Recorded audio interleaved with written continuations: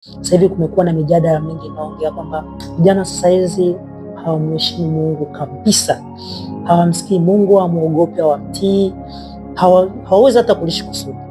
Ila sasa tuongelee kitu kimoja kwamba kuna jamii yoyote haimtii Mungu, haisikii sauti ya Mungu na haiwezi kufuata kile Mungu anaagiza.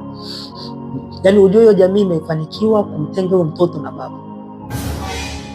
Sasa ipo hivi, kila baba ana sauti ya Mungu na kila mama ana sauti ya baba.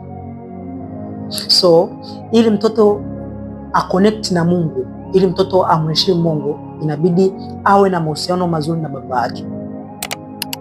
Na mtoto hawezi kuwa mahusiano mazuri na baba yake kama ana mahusiano mazuri na mama yake.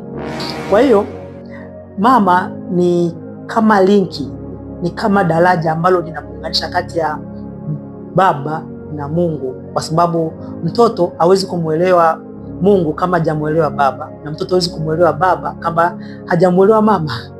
Kwa mama ndio inabidi amuunganishe mtoto na baba yake, ili baba yake amuunganishe huyo mtoto na Mungu. So kadri mnavyoona jenzi wanasumbua hawamuelewi Mungu, ndio hivyo wana picha za ajabu ajabu kuhusu baba zao.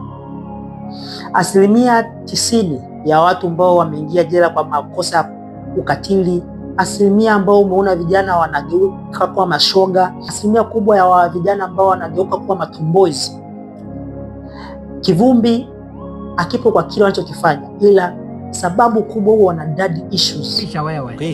Hakuna mtoto wa kike anayeelewana na babake anaweza kuwa tumboi, na hakuna mtoto wa kiume anayeelewana na babake anaweza kuwa shoga. Sasa hivi imekuwa ni kawaida, wazazi wanakuambia mimi nitazaa, wanawake wanakuambia mimi nitazaa, nitalea mwenyewe. Hakuna mtoto yoyote anayelelewa na mzazi mmoja akawa sawa kisaikolojia.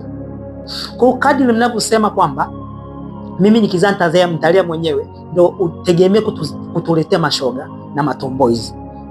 Kadri ambavyo unajisifia mimi kidume, mimi pale nimekita Arusha na mtoto, Morogoro na mtoto, Sumbawanga na mtoto, Dar na watoto. Tukikuuliza watoto wako wako wapi, mara mwisho amekuona lini, mara mwisho umeongea nao, mimi kidume, mimi nazaa tu. Sawa blaza, mzee wetu, tunakujua kabisa wewe unapingana na ushoga, ila haujui ni kwamba unatuletea mashoga, haujui kama utatuletea matomboizi, haujui kama utatuletea watu ambao wataleta matatizo hapa duniani, watu ambao watasababisha vifo vingi, watu ambao watajaribu, watu ambao watumiaje madawa kulevya, watu ambao watakuwa wamechanganyikiwa. Unawaleta kwa njia hiyo kwa sababu gani? Mtoto yote aliyepinda anaga mazoea mazuri na baba yake.